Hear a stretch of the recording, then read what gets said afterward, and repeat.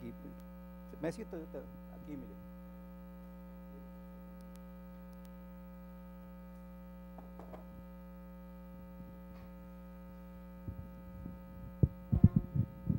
Muy buenos días, compañeros. No voy a quitarles mucho tiempo de lo que va a ser seguramente una mañana memorable para ustedes. Estoy acostumbrado naturalmente a hacer presentaciones de académicos, de intelectuales, de la gente con la que puedo interactuar seguramente en mi vida profesional, pero hoy lo voy a hacer sin ningún recato, con algunos comentarios que no son para nada ni una presentación ortodoxa, ni tampoco una lisonja a quien considero uno de los pocos sabios que todavía viven en este país. Al maestro Juan María Alponte, hace rato hacía la remembranza, yo lo vi la primera vez en televisión, en unos programas de hace muchos años, que se llama México en la Cultura, y en había un panel de especialistas, y desde que lo vi la primera vez, que no soy muy dado a ver programas culturales, también debo de reconocerlo, pero desde que lo vi la primera vez me deslumbró la cantidad de conocimientos que tenía. Luego lo seguí leyendo. Algunos de ustedes saben que en mis inicios hacía ya síntesis informativa, entonces diario tenía que ver el periódico, recortar, pegar y hacer un trabajo de este tipo, y lo leí durante mucho tiempo en diferentes periódicos. He leído algunos de sus libros, y luego tuve la oportunidad de trabajar un proyecto en conjunto en el 2003, si no mal recuerdo, en la empresa de un amigo en común, un trabajo que se hacía para la Cámara de Diputados, y nosotros hacíamos un esfuerzo interesantísimo de concentración por temas. Entonces hacíamos una investigación doctoral a la semana, y luego veíamos al maestro Alponte un día a la semana, si no mal recuerdo, jueves o viernes, nos revisaba el producto y nos lastimaba cariñosamente, porque siempre lo que le presentábamos era insuficiente, siempre lo que le llevábamos, él nos apabullaba con información y con datos. Pude corroborar entonces que aquel personaje que yo había visto y que había leído, no solamente era de carne y hueso, sino que todo lo que sabía era cierto. Recién les comentaba a mis compañeros que luego, con la duda razonable de algunas de las cosas que me decía, dice, se me hace que me está choreando, se me hace que no es cierto, y me daba la tarea de investigar. Debo reconocer ahora, luego de varios años, que una de las cosas que yo he aprendido, y se la aprendí a él justamente, es utilizar el método comparativo. Es una persona que tiene un vasto conocimiento, que puede abstraer conocimiento de distintas fuentes y presentarlo de tal manera que ustedes lo pueden comprender fácilmente. Y eso me parece que es la mejor manera en que uno puede, para la tarea que nos ocupa en el servicio electoral profesional, y entro a esta parte con la que concluyo, cumplir con la meta. Miren ustedes, el servicio electoral profesional trata de igualar a todos los que forman parte del servicio electoral profesional con el mismo piso, no solamente de conocimientos. En esta ocasión lo que se está impulsando con este proyecto es también que todos tengan el mismo piso de valores. Un artesano sabe hacer maravillas y se puede convertir en artista si descubre lo valioso de su trabajo. Un mecánico siempre será un mecánico, pero sabrá ser mejor un mecánico si sabe cómo opera la maquinaria y para qué sirve la maquinaria. Un servidor público igual. Un servidor público puede hacer mecánicamente las cosas y será muy bueno, pero un servidor público en la tarea que hacemos nosotros será valioso si comprende todas las etapas que tiene que desarrollar, para qué sirven.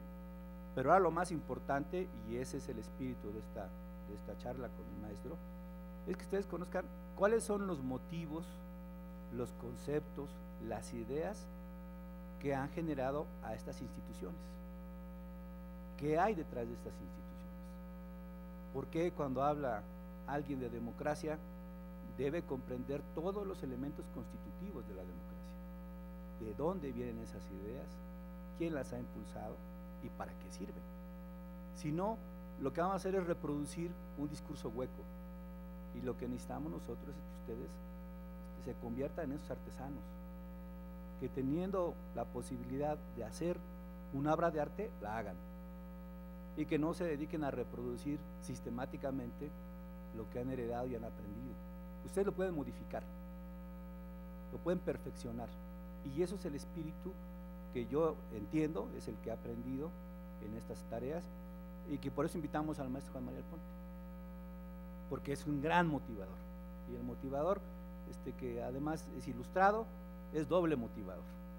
Y el motivador que además es de ilustrado, es un ejemplo, pues mayormente, y el Señor es un ejemplo. Entonces yo quisiera hacer esta breve introducción para presentarla ante ustedes, y naturalmente ahora decirle, este es un grupo de servidores electorales que forman parte del servicio electoral profesional.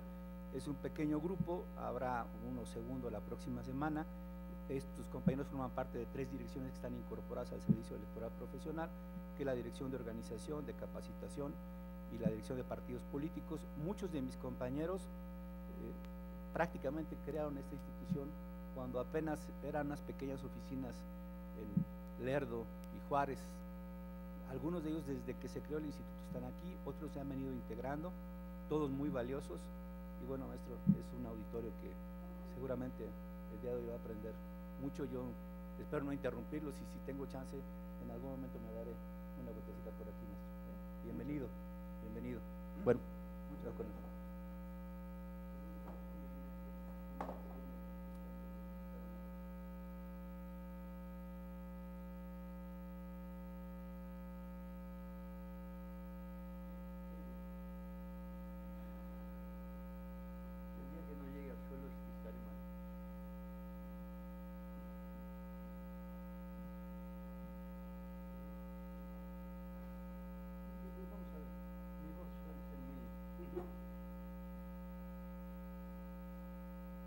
Después de esta presentación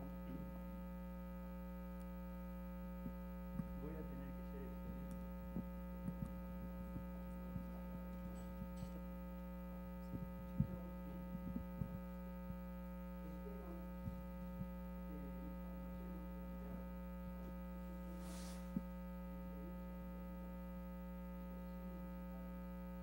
Extraordinariamente preciso. Por eso quiero iniciar este diálogo con ustedes recordándoles cómo se planteó la convivencia en Grecia, cuáles fueron los puntos de gravitación de la polis, y 3 grandes variables constituían el punto de convergencia, de presencia y de realización de la polis griega. El principio y el inicial era la significación extraordinaria de la igualdad ante la ley.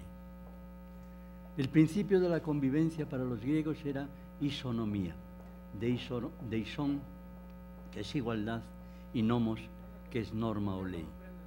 El hecho mismo de que esa presunción de que la convivencia era imposible sin la igualdad ante la ley, es decir, ante la isonomía, constituye un punto de acercamiento al pensamiento cultural de manera extraordinaria. El segundo supuesto de la polis griega era la isología, es decir, la igualdad de la palabra. Y la tercera fue una proyección de Platón, que consideró que las 2 presunciones iniciales de la convivencia, la igualdad ante la ley y la igualdad de la palabra, tenían que reposar o gravitar sobre la diokosune, es decir, sobre la equidad. Y ese sentido de equidad era el reconocimiento que había grupos más poderosos o personas más fuertes que podían inclinar la balanza del juez, del dikastés, en una dirección que no era la adecuada. Partiendo de ese extraordinario principio de gravitación de la convivencia, me parece que nos permite plantearnos proyecciones extraordinariamente complejas y al mismo tiempo necesarias para nuestra vida cotidiana. Es evidente que nosotros a lo largo de 2 siglos hemos sido incapaces de asumir la significación inmensa que tiene la igualdad ante la ley. La igualdad ante la ley es evidentemente una ruptura con los viejos regímenes y el no realizar esa proposición esencial nos separa extraordinariamente de la polis griega. Polis griega que no vivía del nacionalismo. Es importante este aspecto. No vivían del nacionalismo, sino que ningún griego quería ser desposeído de la polis. Ser considerado apolis, fuera de la polis, era una tragedia, porque la polis no era la nación, eran las instituciones. Era el marco institucional el que hacía posible que un griego no quisiera de ninguna manera salir de la polis. Ser declarado apolis era como ser declarado adikei, es decir, sin justicia. Los dos elementos pesaban de una manera tan extraordinaria que nos permite plantear una figura global de los procesos históricos de la creación de las sociedades. Para los alemanes, esa distinción se plantea en dos términos muy precisos que dicen, de un lado, dicen los sociólogos alemanes, está la Gemeinschaft, la comunidad, y del otro lado está la Gesellschaft, es decir, la Gesellschaft es la sociedad. Y evidentemente yo siempre en la escuela, en la universidad, he planteado la batalla contra la comunidad de la sangre, para resaltar el valor, la significación de la sociedad, que son lo que construyen los hombres. Recientemente, presentando un libro de Porfirio Muñoz Ledo, que se titula La vía radical, la reforma de la República, yo le decía en la presentación que yo hubiera preferido que se hablara de la reforma de la sociedad, porque sin la sociedad no hay república, no hay res pública, que es la sociedad el centro de gravitación de todo el proceso. Este inicio, este prólogo, esta presentación, me parece indispensable porque es radicalmente necesario que esté en nuestras conciencias que la igualdad ante la ley constituye el centro de gravitación de la posibilidad de vivir juntos.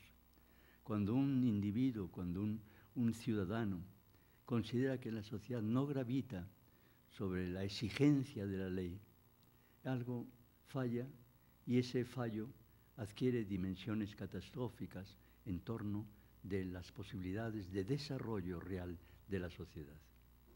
Por lo tanto, esas premisas griegas nos ayudan a contemplar además un proyecto colectivo griego que Aristóteles en la República señaló de una manera muy precisa. Indagó Aristóteles todo el proceso de análisis de las palabras para buscar su raíz misma. Entendió de una manera muy clara que el derecho, la ley, constituían aspectos esenciales del proceso. Y por lo tanto, hizo de todaikon, es decir, la justicia, el centro de gravitación de toda la peregrinación de la República, pensando que era impensable encontrar un proyecto republicano que no descansara en la ley. Y de todas maneras, de alguna forma, la Carta Magna de los ingleses en 1215 lo señala abiertamente. Vuelve a recuperar esa tensión dialéctica aristotélica de la búsqueda del derecho. Tanto es así que Aristóteles hablaba o señalaba que el hombre del derecho, el daikois, era la figura esencial de la República, el hombre del derecho. Es extraordinario. Pues en la Carta Magna de los ingleses de 1215 se llegó a reducir todo el pensamiento aristotélico en una sola frase.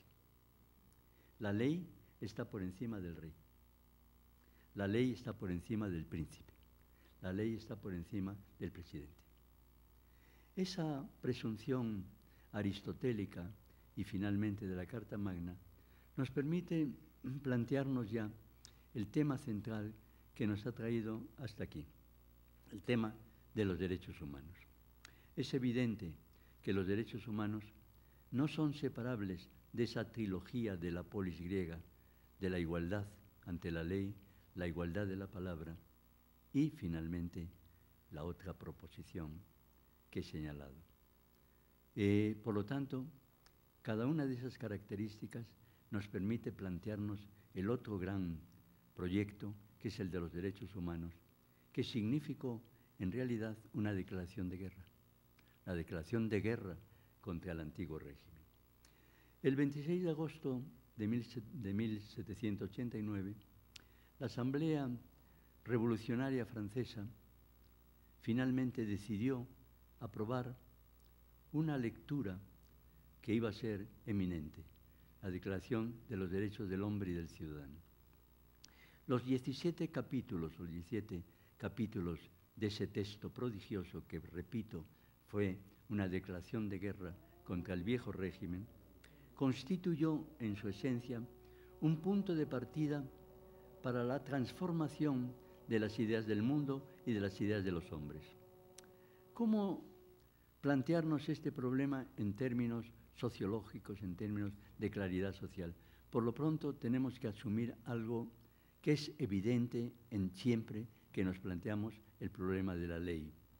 La ley, por muy buena que sea, siempre encuentra oposición, porque la composición de clases de las sociedades permite que haya intereses que están contra la ley, contra la mejor ley. Y por lo tanto, la lucha por establecer y hacer posible la ley es reconocer que existe siempre una oposición a esa ley. Por lo tanto, la Declaración de los Derechos Humanos, esa declaración fundamental de guerra contra el viejo régimen, sin embargo, dejó de reconocer a una parte esencial de los seres humanos, fue a la mujer. La Declaración de los Derechos del Hombre y del Ciudadano dejaba al margen la mujer. La mujer no existía para los revolucionarios, o sea, lo cual revela en qué medida los revolucionarios pueden ser también partes significativas del poder dominante y de las ideas dominantes. Por lo tanto, el hecho de que no se reconociera a la mujer significó efectivamente una protesta extraordinaria de las mujeres que hicieron evidente su ruptura con la Asamblea Revolucionaria, señalándoles que quedaban ellas fuera. Escribieron cartas, hoy se han acumulado en Francia todos los testimonios que las mujeres hicieron de protesta contra la Declaración de los Derechos del Hombre y del Ciudadano, porque consideraban que había eliminado una parte fundamental de los seres humanos. La protesta fue de tal forma evidente y clara que llegó a plantearse un problema real, es decir, el de una rebelión de una parte de la sociedad.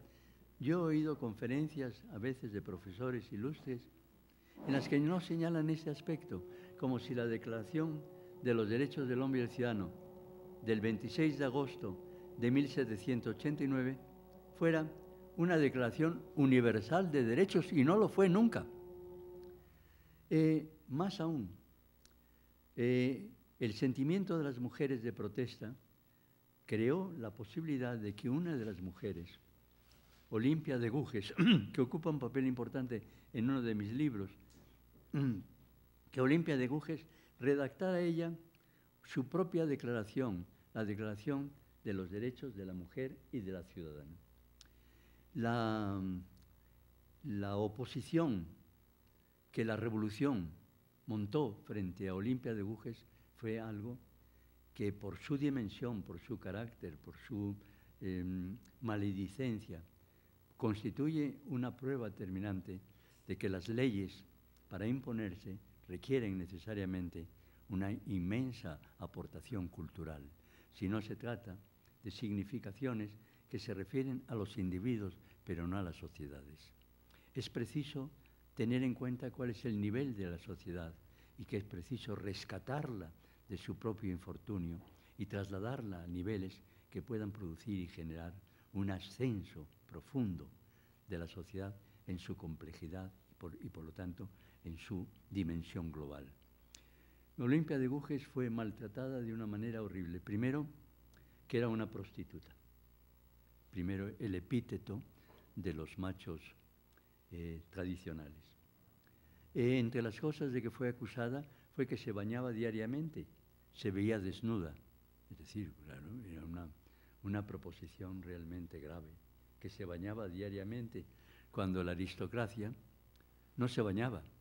Tenía en sus casas ristras de papel y se limpiaban con papel, no viéndose enteramente de cuerpo desnudo, porque era una inmoralidad. Entonces, una mujer que se bañaba necesariamente tenía que ser de prostíbulo. Ese elemento es importante porque nunca se ha considerado, o muchas veces no se ha considerado. Olimpia de Gouges fue tan maltratada política, cultural y socialmente, que finalmente terminó en el patíbulo. Los revolucionarios la llevaron al patíbulo. En el patíbulo se despidió de su hijo diciendo que moría republicana y que moría sabiendo que su vida un día sería recuperada y trasladada como una proposición universal de los derechos de la mujer. Hago homenaje a Olimpia de Gouges porque lo merece, porque detrás de cada hombre hay siempre una mujer y delante de cada mujer hay siempre algo muy importante, que es el valor extraordinario de la mujer. Partiendo de esa hipótesis, centrando el análisis en esa posibilidad, hemos visto aquí cómo la resistencia social fue lo suficientemente fuerte para impedir que la mujer se convirtiera en ciudadana. Y esa resistencia va a vivirse dialécticamente en el proceso mismo de la constitución de la República Francesa. Todo esto, yo sé que muchas cosas son novedosas, porque esos aspectos se ocultan. Lo oculta la clase dominante para llegar a las proyecciones legendarias. Y las proyecciones legendarias paralizan el impulso del conocimiento. Impiden que lleguemos a los pormenores, al sentido profundo de la historia, que es el conocimiento real de los procesos humanos. No solamente se produjo la reacción contra las mujeres, en el sentido y significado que estoy hablando, sino que en 1791 la reacción de clase de la sociedad francesa, a la hora de producirse la primera constitución republicana, en 1791, esa constitución llevaba como prefacio la Declaración de los Derechos del Hombre y del Ciudadano, es decir, la igualdad de los hombres, de todos los hombres. Es decir, recuerden que ese capítulo es eminente, el primero, señalando que todos los hombres nacen iguales y permanecen iguales y libres y en derechos a lo largo de su existencia. Bueno, pues en 1791, 2 años después, al producirse la primera Constitución republicana de Francia, el prefacio de la Constitución fue la Declaración de los Derechos del Hombre y del Ciudadano con sus 17 capítulos. Bueno, pues lo que ocurrió entonces fue realmente grave. La República aprobó justamente lo contrario del prefacio. Aprobó nada menos que esto. Esto era de esta dimensión, que los hombres, las mujeres no seguían sin existir, que los hombres se dividían en ciudadanos activos y ciudadanos pasivos. Los ciudadanos activos eran los que pagaban impuestos y eran los que tenían derecho a votar y a ser elegidos. Y los ciudadanos pasivos eran los que no pagaban impuestos, eran los que tenían puestos entonces subalternos. También en este punto merece la pena señalar que la mitad de los franceses, estamos hablando de 1791, que la mitad de los franceses de más de 25 años que tenían derecho al voto, más de la mitad pagaban impuestos. O sea, entonces ya pagaban más impuestos que nosotros. Es una cosa muy impresionante, pero alertadora. Pero la decisión de la República fue más vasta. Fue señalar que para ser candidato, es decir, para ser votante, se necesitaba ser sujeto fiscal. Lo que significaba para los juristas de la época que eran gentes responsables. Imagínense si esto lo planteáramos en términos mexicanos. Tenemos un sector informal de 16 millones de personas, el 28.8% de la población económicamente activa. Tenemos un 5.3% de desempleados y un 8.5% de subocupados, una invención de INEGI, que quiere decir que son gentes que trabajan unas horas perdidas de una manera u otra, pero en realidad son desempleados, lo que significaría prácticamente un 14%. Si lo añadimos al 28.8% que representa el sector informal, nos encontraríamos casi con el 40% de la población activa, no activa, y por lo tanto serían los inactivos de 1791, los que no tenían ningún derecho. Pero la proposición republicana y revolucionaria, paralizando el proceso dialéctico de la guerra contra el viejo régimen, significaba la influencia y el poder del viejo régimen, los intereses históricos, los intereses de grupo, los intereses económicos y sociales que estaban detrás de las grandes proyecciones. Y supuso, evidentemente, que la Francia revolucionaria, desde 1791 hasta 1848, fuera la Francia de los notables, es decir, la Francia de los privilegiados. Y ya que aparece la palabra privilegiado en nuestra conversación, recuerden que privilegiado procede del latín privus lex, ley privada. Ley privada para unos. Ley privada que era lo suficientemente fuerte como hacer posible que en el curso del periodo que va del 91 a 1848, que es cuando se establece el sufragio universal, solamente los privilegiados, los que pagaban más impuestos, eran los que podían ser elegidos. Y por lo tanto, esa Francia revolucionaria fue la Francia de los notables. Resistencia de la sociedad poderosa, y además la desvirtuación cultural de los procesos de una manera clara. Es decir, que el prefacio de la Declaración de los Derechos del Hombre y del Ciudadano fue el prefacio de la Constitución, para que constara que tenían en cuenta la declaración, pero no la tuvieron en cuenta a la hora de la formulación de las nuevas leyes. Por lo tanto, esto nos dice significativamente en qué medida todas las reformas tienen que tener en cuenta con claridad meridiana la resistencia social y la resistencia de los grupos poderosos, que tienen evidentemente fuerza, poder, capacidad, significación. Por eso han inventado un nacionalismo que han llamado revolucionario y han eliminado la historia social, que significa la comprensión de los procesos políticos y culturales.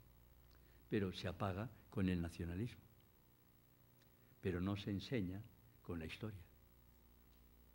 Por lo tanto, cada uno de estos procesos debe implicar una connotación crítica lo suficientemente clara y explícita que nos permita entender los procesos sociales. Si no, quedamos embarcados en un barco como prisioneros culturales de los procesos que son limitados. No es lo mismo señalar que la Declaración de los Derechos del Hombre es universal, como fue en 1948, que la Declaración de 1789. Y ya han visto ustedes lo que hicieron, el uso que hicieron con ello los poderosos. Por lo tanto, la lectura que estamos haciendo aquí, para ustedes que son técnicos y profesionales de un proceso electoral, significa evidentemente tener en cuenta estos elementos de análisis que nos permiten dilucidar, entender y sobre todo de manera sobresaltante los procesos de resistencia social. Les recuerdo, por ejemplo, un hecho notorio que me contó Portes Gil, y cuando vivían cerca de mi casa en Polanco, me llamaba siempre que podía para que el joven que vivía en el otro lado llegara a su casa. Y un día me contó, seguramente para ustedes, por lo tanto es muy grato recordarlo, me contó una historia de Tamaulipas. Me dijo que en aquella elección de Tamaulipas, en 1919 creo que me dijo, él era diputado socialista entonces, que en aquella elección los dos candidatos a la gobernaduría de Tamaulipas se declararon vencedores, igual que ahora, ¿no? Entonces, siempre eran los dos vencedores. Y también los dos tenían mayoría en las cámaras. Dice, el problema fue de tal magnitud que ni gobernación, ni por ningún modelo se llegó a un acuerdo. Y finalmente los dos, que eran generales, se declararon en duelo. Todavía el duelo existía en México. Y me dijo Portes Gil que el duelo se realizó en Chapultepec, el de los dos candidatos vencedores de Tamaulipas. Y el apóstrofe que me hizo Portes Gil de esa conversación fue la siguiente. Y los desgraciados de generales no se hicieron un solo rasguño, pero hirieron a 3 espectadores. Bueno, la anécdota considero que es real. Después Virgilio Caballero me la confirmó porque era descendiente de uno de los generales y yo ya no dudaba de antemano de esa historia. Pero de todas maneras ratifica e identifica un problema. Ahora bien, cuando hablamos de los derechos humanos, la reforma y la significación y la identificación del hombre como un ser que tiene derechos inalienables y que constituyen el centro de gravitación de la responsabilidad humana, tenemos que plantearnos ese largo episodio. He contado o he señalado lo que significó para los griegos de la polis la identificación de esas 3 grandes proposiciones sobre las que se basaba la convivencia. Pero al mismo tiempo añadiría yo un elemento importante y significativo. Pero era la primera vez que se planteaba el problema de los derechos humanos, como en el 26 de agosto de 1789, no. Es decir, ese gran planteamiento estaba en el justnaturalismo, es decir, en el derecho natural, que siempre se había pensado que la vida humana era sagrada y por lo tanto, pero no se había codificado. Una era el derecho natural o el justnaturalismo, que consideraba como esencial o como fundamental la declaración de la significación de la vida humana con sus derechos, pero al no existir la codificación no pasaba realmente de una frase de mayor o menor significado. Por lo tanto, el rescate de ese proceso, de esa gran proyección, nos permite inventar y descubrir y lograr establecer un marco dialéctico mucho más amplio. ¿Cuándo comienza a plantearse el problema de los derechos humanos y sobre todo en términos jurídico-políticos? Pues se plantea en 1689. El hombre que genera no solamente la predeclaración de los derechos del hombre, sino la posibilidad del Estado moderno, del Estado jurídico y político moderno, es John Locke. John Locke es un filósofo inglés de extraordinarias condiciones y capacidades que de alguna manera u otra está oculto en la historia. John Locke era hijo de un abogado, estudió en la Universidad Inglesa, estudió ciencias clásicas y realmente no tuvo interés en eso y pasó a ciencias naturales a estudiar medicina. Cuando terminó la carrera, se vinculó al líder del Partido Liberal de Inglaterra, que era el conde de Saxe-Wehrmacht, y esa relación fue una relación realmente extraordinaria, porque el líder político, le enseñó y le introdujo en la selva de la vida política inglesa. Y el resultado de esa relación fue que el conde, el líder del Partido Liberal, fue condenado por traición y tuvo que exiliarse.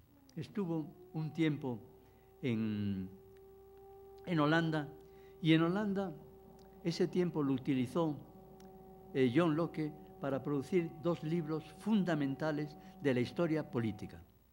Uno de ellos era sobre el entendimiento humano y el segundo, dos libros sobre el derecho civil, que realmente representan la aparición del Estado moderno.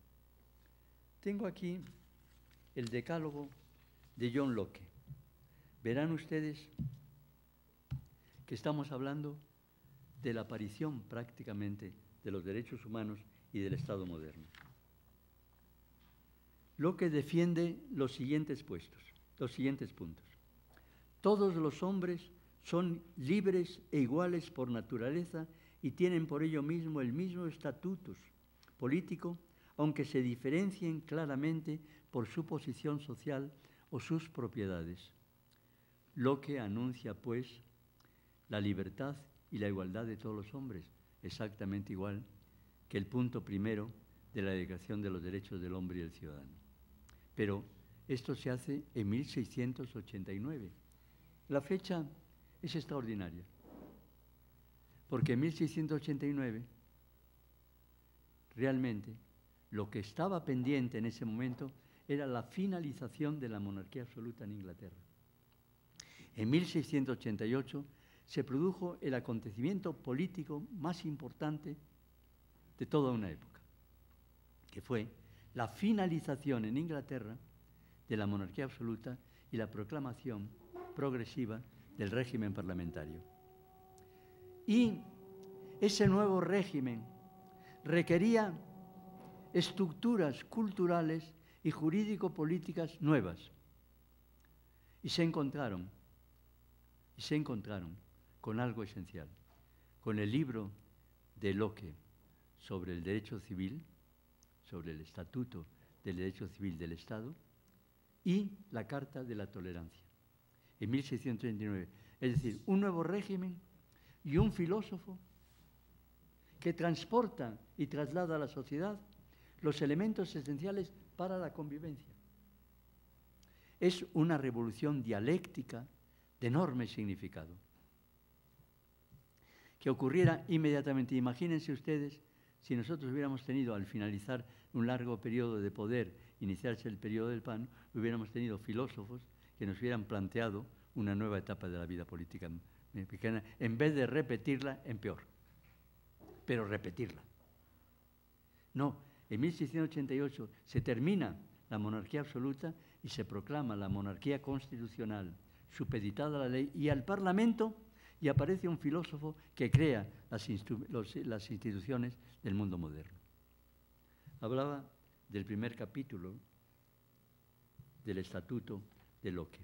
El segundo, cada persona tiene derecho a su libertad. Estamos hablando de 1689. Cada persona tiene derecho a su libertad, a la vida y a la propiedad, y debe respetar esos derechos en los demás. Y por consecuencia, Locke formula la idea de los derechos humanos. Tercero, los hombres se asocian formando una comunidad que decide sobre su gobierno. 1689. Una comunidad que decide sobre su gobierno. Locke distingue, por lo tanto, sociedad y Estado. Cuarto, un gobierno será legítimo si goza del apoyo de la mayoría. 1689. Locke allana el camino a la democracia constitucional. 5. El poder del Estado se divide en legislativo y ejecutivo. Locke impulsa la división de poderes, que sería finalmente convertida en la esencia y en la sustancia que hoy poseemos con Montesquieu, que en 1748 produce el libro famoso de el espíritu de las leyes, l'esprit de loi. Pero por lo tanto había sido ya planteado en dos términos, poder legislativo y poder judicial y poder ejecutivo en el caso de Locke. Y Montesquieu, que no habla de Locke, pero sin embargo le ha leído, añade el poder judicial. Por lo tanto, los estatutos o las bases fundamentales del Estado moderno. Sexto, el poder legislativo radica en su última instancia en el pueblo. El poder legislativo radica en su última instancia en el pueblo, lo que es el precursor de la soberanía popular. Séptimo, los ciudadanos tienen el derecho de rebelarse contra el gobierno si éste hace mal uso de su poder, lo que legitima la revolución en 1689.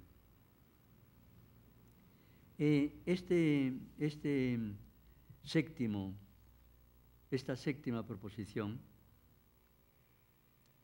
realmente está incorporada también en la Declaración de los Derechos del Hombre y del Ciudadano, es decir, el derecho de rebelión frente al poder ilegítimo. Pero esto se hace en 1689.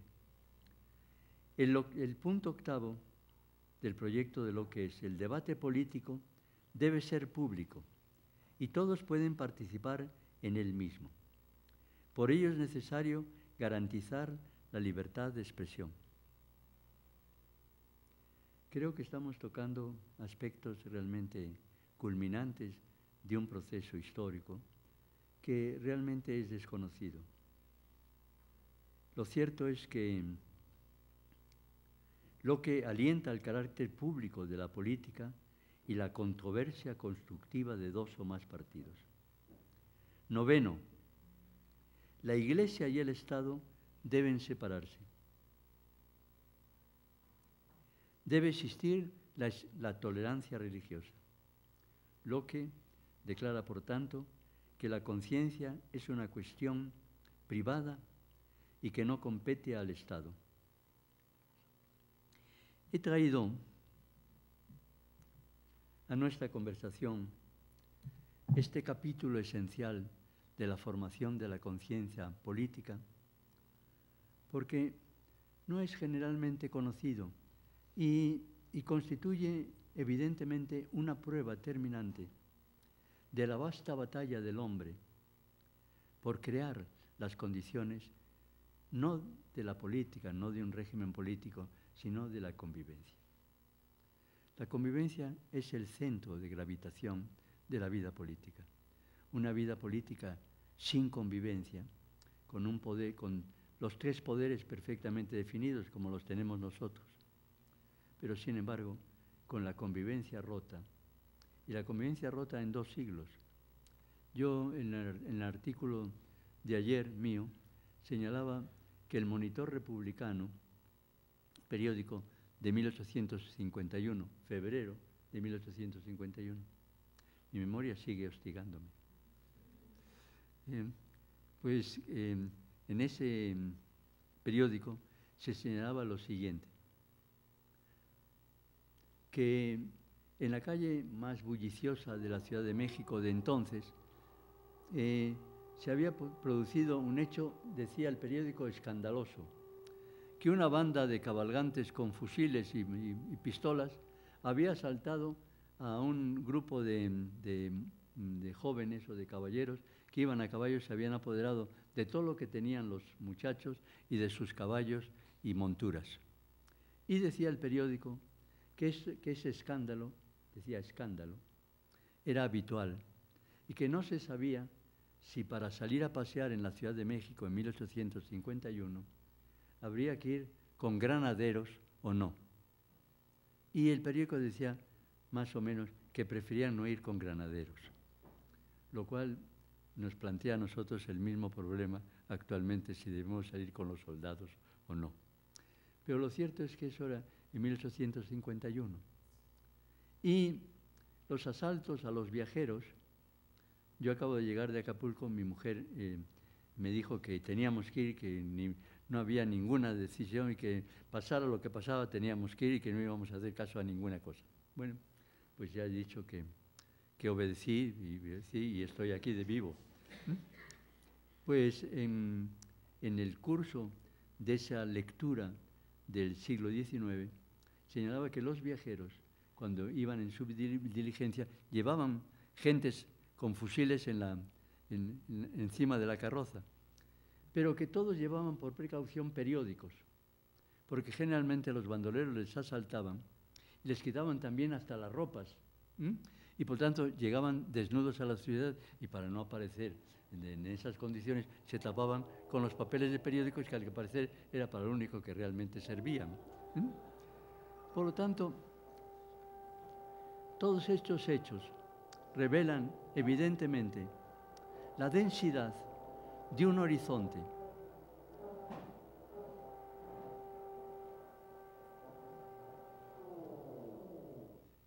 bueno, se hizo la paz, y siempre la paz es bendecida, ¿no?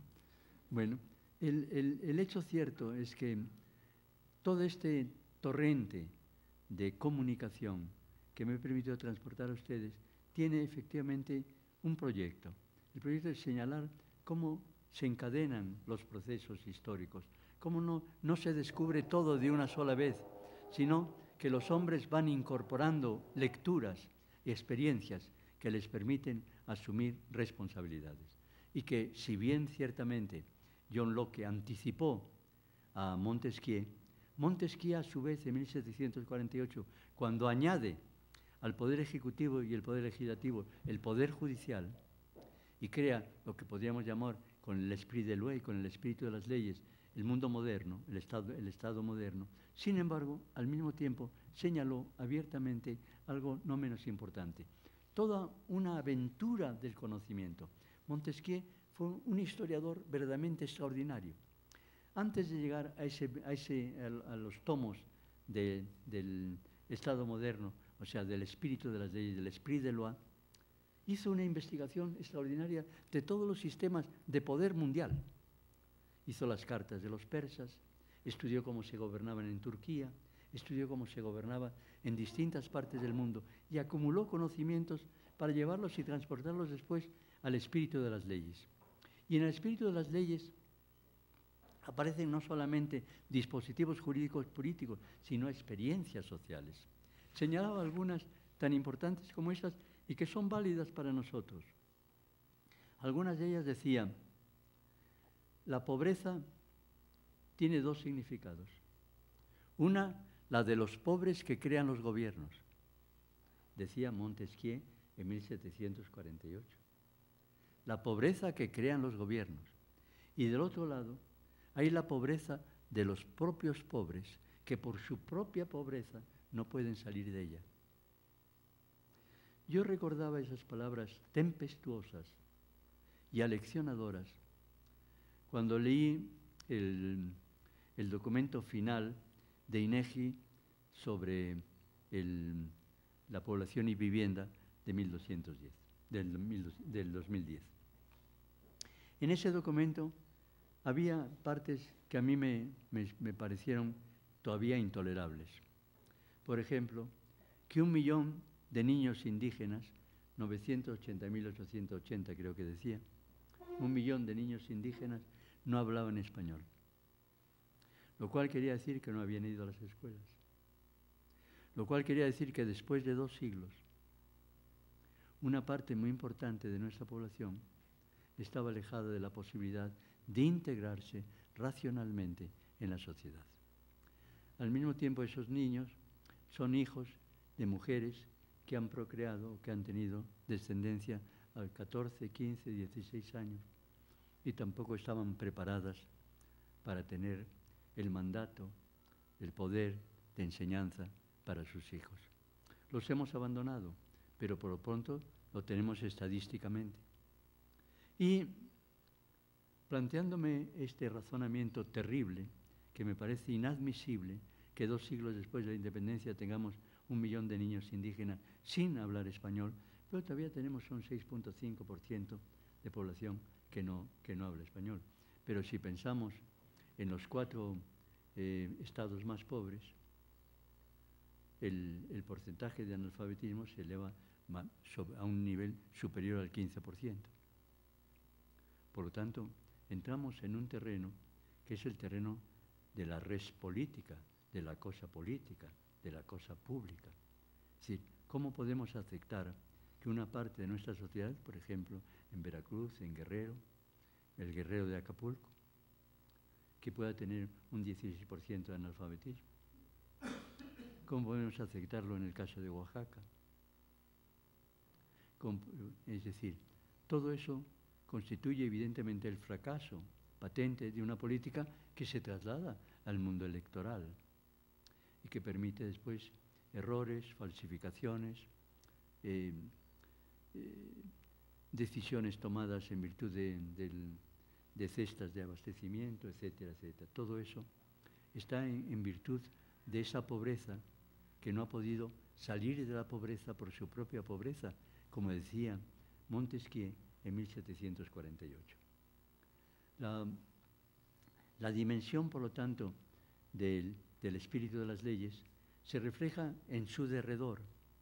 Decía Enrique Tierno Galván, profesor de la Universidad Española, que fue muy perseguido por el régimen franquista, señalaba en uno de sus textos algo que me parecía clamoroso. Dice, ¿cómo un hombre tan moderado como Montesquieu pudiera ser tan radical como Montesquieu?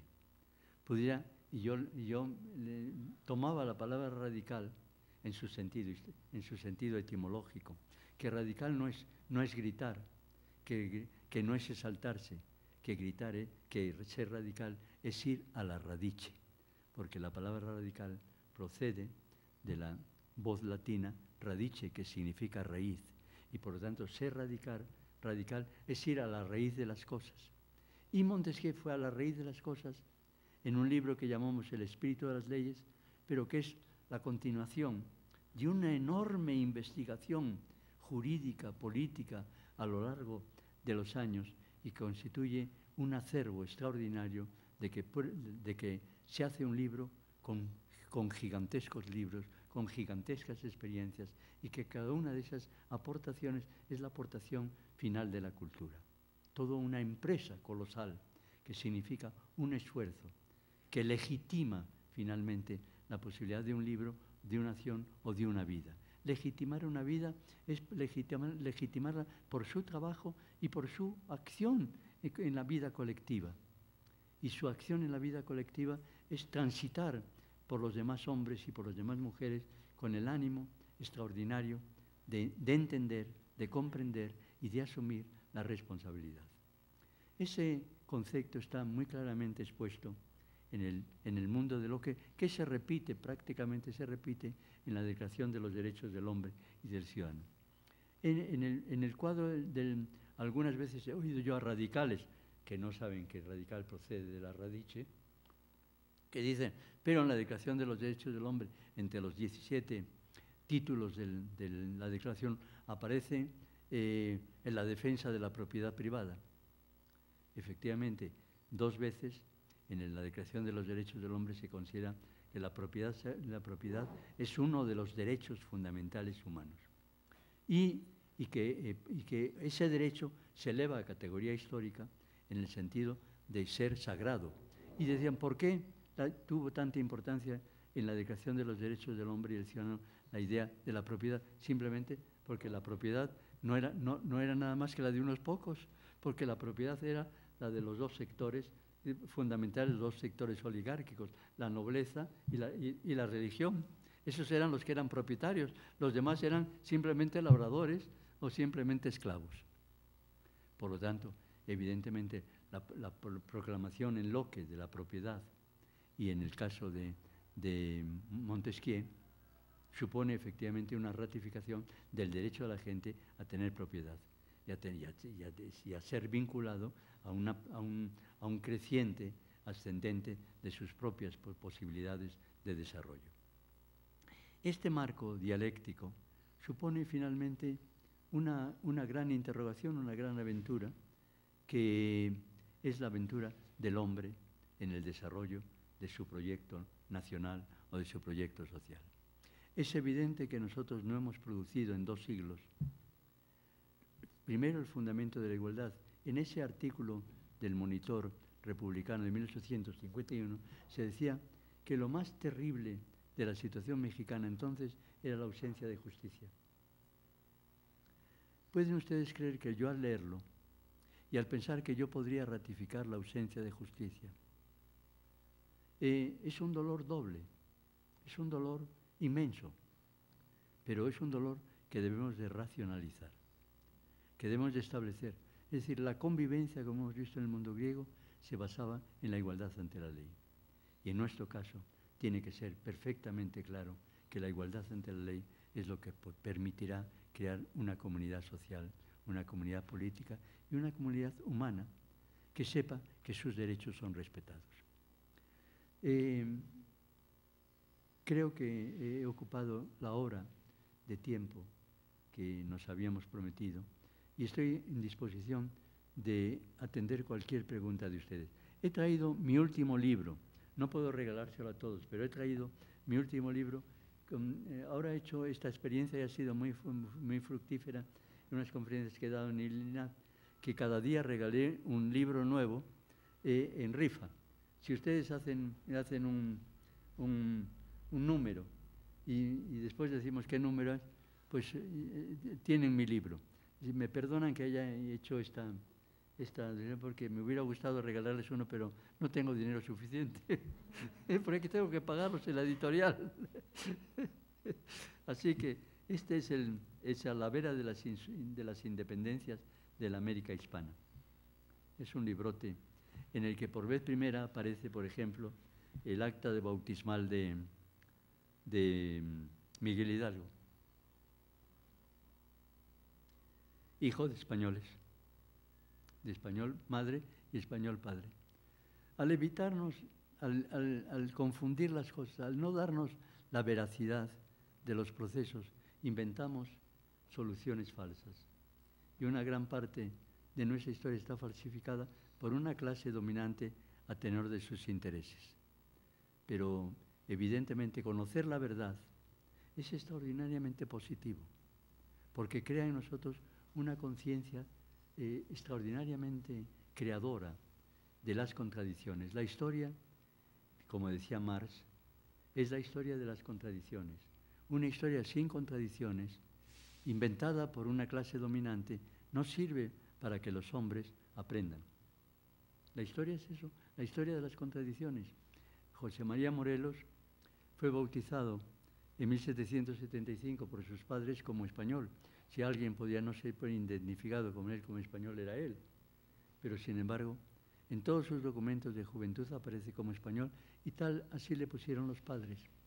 Lo cual revela las tensiones dialécticas de los procesos sociales y culturales, que tenemos que asumirlos, comprenderlos, no herirnos con ellos, utilizarlos para nuestra sabiduría, para nuestro desarrollo, para nuestra comprensión de la realidad.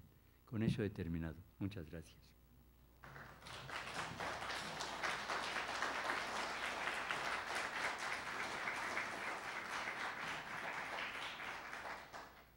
Estoy a disposición de ustedes para atender cualquier demanda, que mi pobreza, pues si puedo contestar, lo haré.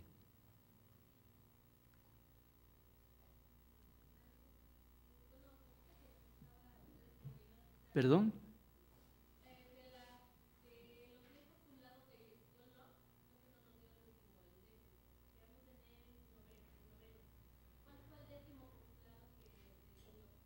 ¿El décimo?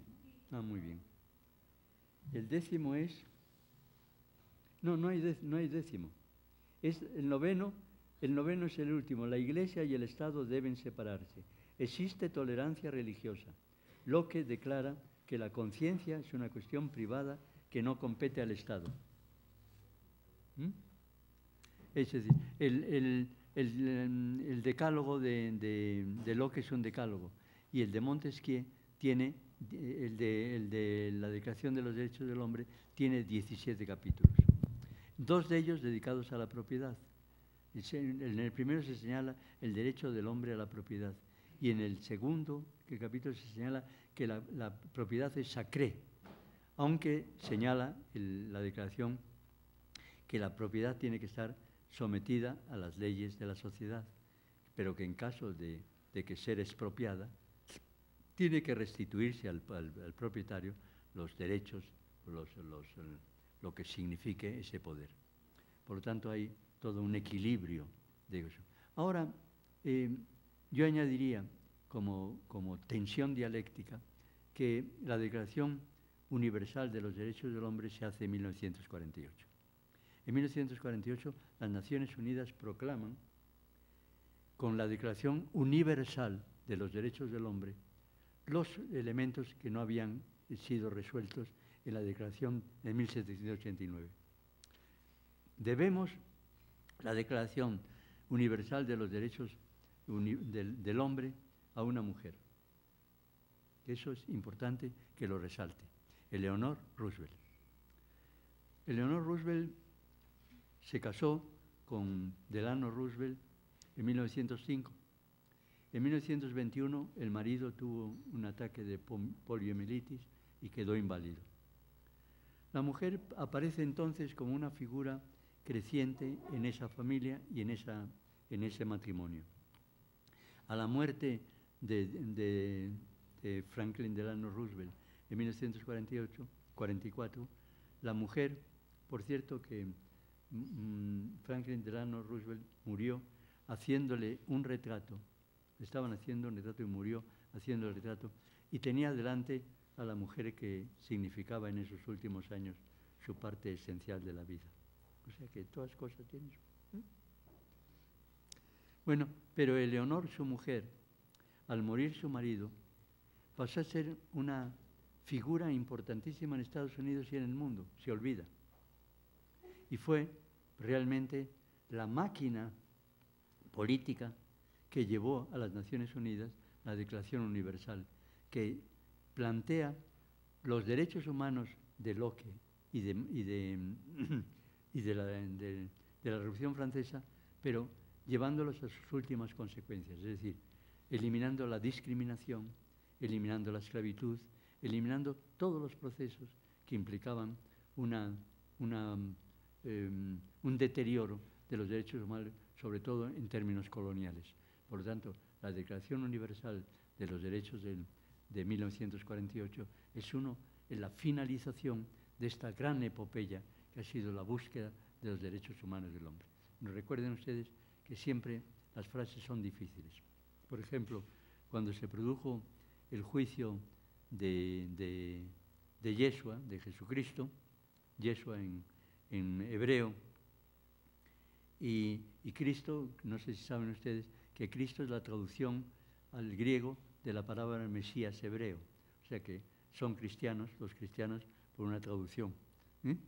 Por lo tanto, eso hay que tenerlo en cuenta. Pero lo que quería decirles es que en ese momento fundamental, el gobernador de Judea preguntó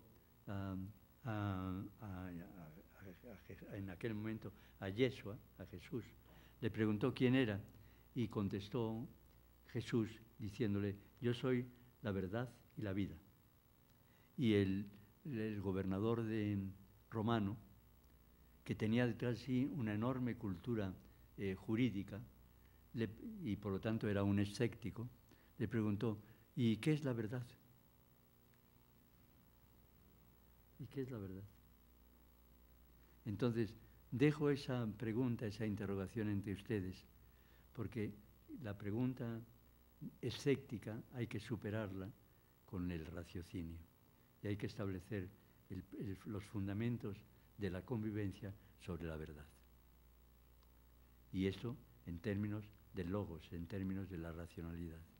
En el mundo griego, la palabra era el sentido fundamental de la comunicación. Y los griegos entendían además algo que quizás sirva como final de esta experiencia de comunicación. Los griegos señalaban que lo más grave para una sociedad era la desmesura. Nosotros vivimos todos los días en la desmesura. Todos los días nos encontramos algo desmesurado en los periódicos. y los griegos consideraban que la desmesura, la ibris en griego, conllevaba consigo la estasis, es decir, la discordia. Que por lo tanto la mesura era el centro de la vida humana. Y la mesura en griego es sofrosine. Por lo tanto, frente a la desmesura, mi última invitación para ustedes, funcionarios importantes y significativos, es la mesura que significa fundamentalmente el logos, la razón, y por lo tanto el entendimiento de las cosas. Muy bien. Pues, ¿qué cosas más?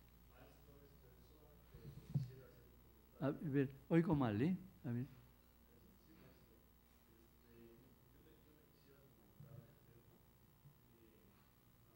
De los compañeros que estamos aquí, algunos somos abogados, algunos tienen otra profesión.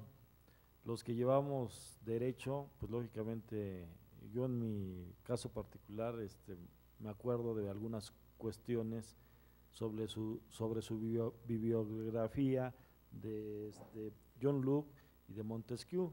No sé si usted nos pudiera abordar algo sobre su bibliografía de cada uno de ellos, si es posible, y a mí me gustaría en lo personal que me diera su comentario sobre ellos, sobre qué ideología tenían estas personas o qué pensamiento. Bueno, los pensamientos ya no los señaló, pero algo que nos ampliara sobre estas. Mi desarrollo intelectual, dice usted.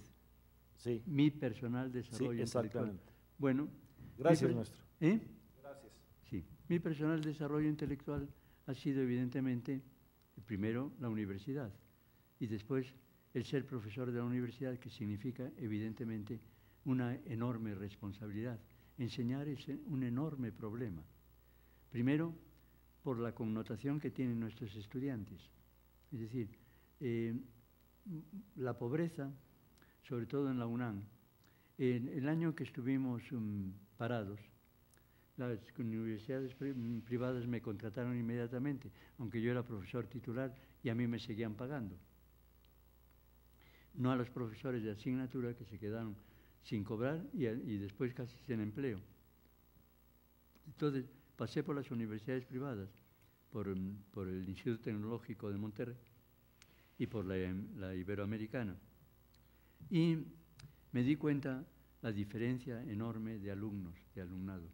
Por eso, cuando terminó el periodo de huelga en la UNAM, la Iberoamericana quiso por todos los medios que yo me quedara. Y yo, sin duda, aunque me ofrecían mejores salarios y mejores cosas, prefería enseñar en la UNAM porque era la gente que más necesitaba. Era mi pueblo, era mi gente pobre. Y por lo tanto, sin duda de ninguna clase, y la Iberoamericana tuvo la gentileza de hacer una carta señalando que me habían propuesto quedarme allá, que sin embargo yo decidí ir a la UNAM. Pero no decidí ir a la UNAM, decidí ir a mi pueblo. Y en ese sentido, creo que la responsabilidad enorme de enseñar es la responsabilidad de aprender. Uno de los problemas que tenemos es que aprendemos mal, que tenemos pocos libros. Una gran parte de la historia contemporánea no ha pasado por la lectura mexicana, porque no se han traducido los libros más importantes de la época. Ese es un vacío realmente tremendo, de consideraciones enormes. Los libros, por ejemplo, ahora sobre Greenspan, sobre la crisis, hay numerosos, no está ninguno traducido. Algunos son muy difíciles de traducir. Pongamos, por ejemplo, las memorias de Sájarov, el sabio soviético, que es un libro de 800 páginas. Significaría de derechos de autor $200.000. Y la publicación para que la editorial pudiera hacer frente a eso, tendría que ser por lo menos de 40 o 50.000 ejemplares. Ni pensarlo. No, ni pensarlo. Por lo tanto, no se publican libros importantes que invitan a una gran meditación colectiva. Y esa ausencia se paga. se paga seriamente. Por lo tanto, mi educación está en gran medida formulada para atender a mi pueblo. Es decir, tengo el último libro que acaba de salir en Estados Unidos o en Francia o en Inglaterra, inmediatamente lo pido para poder trasladar conocimientos o situaciones o modelos que no pasan por nuestra y que crean generalmente una idea tópica. Es decir, se plantean los problemas tópicamente. La palabra topos en griego es lugar que no existe. Y una gran parte de nuestros topos son lugares que no existen. Es decir, yo he pasado por todos los periódicos antes de entrar en Internet y declararme en libertad. Y a casi todos los directores de los periódicos les he dicho lo mismo. ¿Por qué en nuestras primeras páginas no vienen noticias del mundo? Los directores me han dicho, es que a los mexicanos no les interesan. ¿Cómo es que los mexicanos no viven en el mundo? No hay periódico del mundo importante, pensemos New York Times, Wall Street, La República, El País de España, que están entre los 10 primeros periódicos del mundo. La primera página está llena de noticias internacionales, porque son parte del mundo, porque son parte de su propia realidad. Hoy no hay mundo, hoy no hay nación alejada del mundo, está integrada en el mundo. Lo que está pasando en Europa va a pasar en México. Vamos a tener un año 2012 muy malo, porque no vamos a crecer o vamos a crecer a niveles realmente lamentables. Pero todos esos hechos constituyen parte de nuestra realidad y eso me ha invitado a hacer un esfuerzo inmenso para trasladar en la radio, en la televisión, en la cátedra, en todo lo que he podido, con humildad, trasladar eso. Tengo una biblioteca gigantesca, seguramente la biblioteca civil más grande de México, que algún día será del país, no sé. El hecho cierto es que mi propósito educacional ha sido simplemente aprender más, para poder servir al otro, servir a la sociedad. He trabajado con presidentes, he trabajado con funcionarios, he trabajado con todo aquel que podía servir y ser útil. Recuerdo que al finalizar la etapa de Luis Echeverría, me llamó en la noche José López Portillo y me dijo, ¿puedes estar mañana en Los Pinos? Y dije, sí. Fui. Y me dijo, tenemos que hacer mi biografía. Y yo entendí que era el bueno. Y me dijo, tiene que quedar bien claro que soy amigo de Luis Echeverría desde niño. Y yo dije, eso es lo que no debía decirse, porque no interesa a nadie y que ese no es el problema, ¿no? Y después me dijo, qué gran honor. Y yo le dije, qué gran responsabilidad. Creo que ese modelo constituye de alguna manera un aspecto de mi vida personal. Es decir, he generado y he postulado siempre la posibilidad de enriquecer nuestra colectividad con el conocimiento, con tener los datos exactos de un problema. Casi nunca lo tenemos. Yo, como les decía antes, me he quedado indignado, totalmente indignado, de saber por INEGI que tenemos 1 millón de niños indígenas que no hablan español, porque sé que no podrán integrarse en la vida nacional. Pero detrás de ello hay toda una sociedad. Madres que, como decía antes, han sido madres a los 15 años o a los 16, que no tienen formación adecuada para dotarlos. Pero los muchachos que recibimos en la universidad son cada vez más pobres. Y eso es un dato que me conmueve y me aterra. Pero evidentemente no hemos cambiado modelos fundamentales de nuestra existencia colectiva. Y por lo tanto eso pesa de una manera clara sobre la formación de las gentes, la formación de los niños, de los muchachos, de los adolescentes. Un adolescente en estos momentos que le ofrece la empresa llamada Narco, son más de 50.000 millones de dólares, que le ofrece 10.000 pesos al mes, pues se marchan con ellos.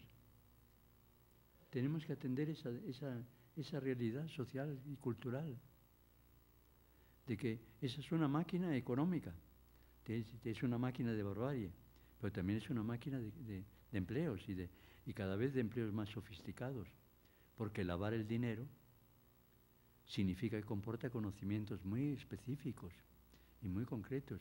No hace nada más que uno que pasar por Acapulco y ver las playas, cantidad de ríos, de nuevos edificios vacíos.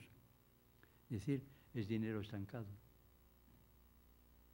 pero que necesita toda unos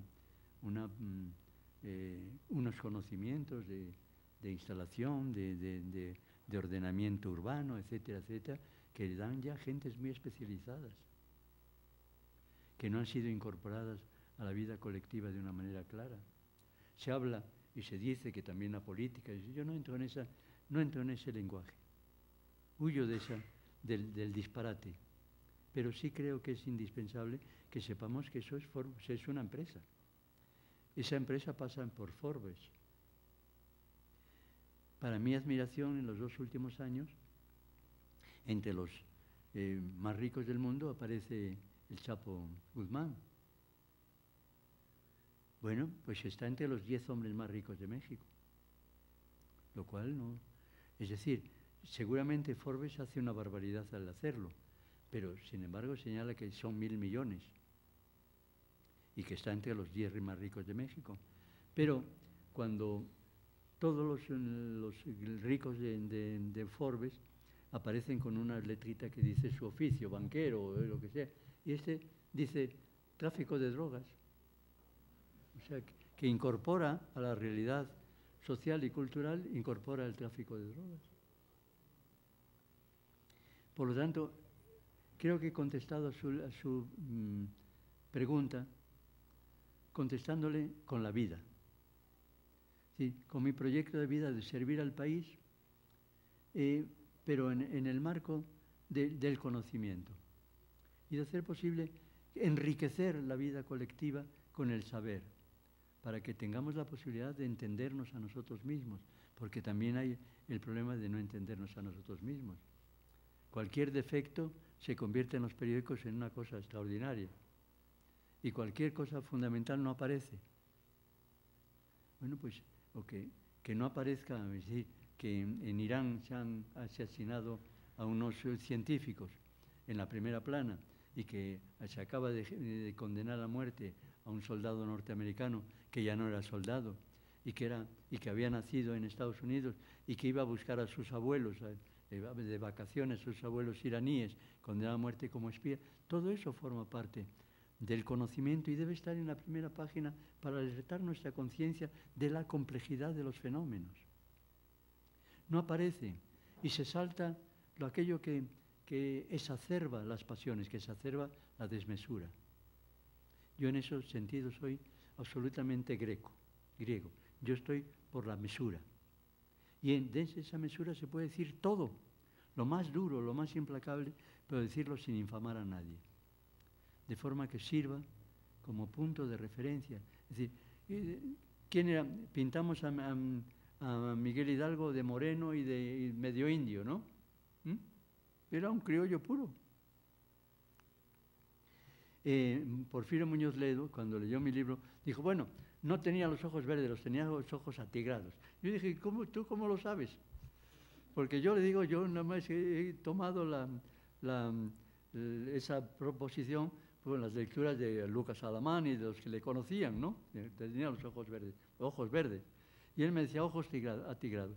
Y el día que presenté mi libro en la Fundación Alemán, pues contesta anécdota graciosa, una anécdota de entre atigrados y verdes. Y de pronto terminé de hablar, se levantó una señora, pero formidable, gigantesca. Se sentó a mi lado, ¡pum! Y me dijo, tiene usted razón, ¿ve mis ojos? Yo soy tataranieta de Miguel Hidalgo y me he apellido Costilla. Y todos tenemos ojos verdes o como mínimo azules. Y ese no sabe nada. Y yo digo, ¿cómo me lo diga esas cosas? Pero la señora me pasó eso. Pues esa percepción del otro es una percepción que significa respeto al otro. Yo tengo un enorme respeto a ustedes, pero no por lo que sean, por abogados, sé lo que significan en este momento. Pero lo que me interesa es ustedes como personas, como ciudadanos. Es decir, que de alguna manera, si mis palabras pueden identificar o ampliar sus conocimientos, es para mí lo único que constituye una proposición positiva. Y eso ha sido mi lenguaje a lo largo de los últimos años, y de pronto me encuentro con su compañero de ustedes que me conoce. Yo realmente no me acordaba de él, pero me pasa eso con millares de personas que se acercan a mí, que han tenido contacto conmigo y que han formado parte de eso, y que en mi búsqueda permanente del otro, del prójimo, en el siguiente capítulo de mi existencia, por eso hago yoga todos los días, y antes de venir aquí, que me llamaron a las 7:30 de la mañana, yo como termino de trabajar como a las 4, pues es una cosa que me hace rechinar un poco los dientes. Pero cuando entraron en mi cuarto a decirme que ya era las 7:30, ya me vieron haciendo mis 100 lagartijas diarias con las que comienzo mi yoga, ¿no? Y me preguntó mi secretaria, ¿por cuál va? Y dije, por las 70. Y dice, pues le faltan 30 y tiene que marcharse. Bueno, pues así son mis cosas. ¿He contestado su pregunta? Muy bien. ¿Alguna cosa más? Pues muchas gracias a todos. ¿Y qué hacemos con el libro? Muy bien.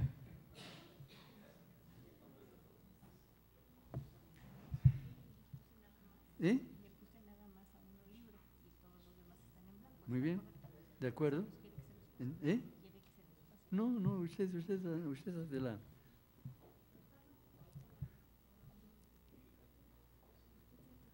¿Perdón? Ya terminó su intervención. Sí. Para pasar. Muy bien.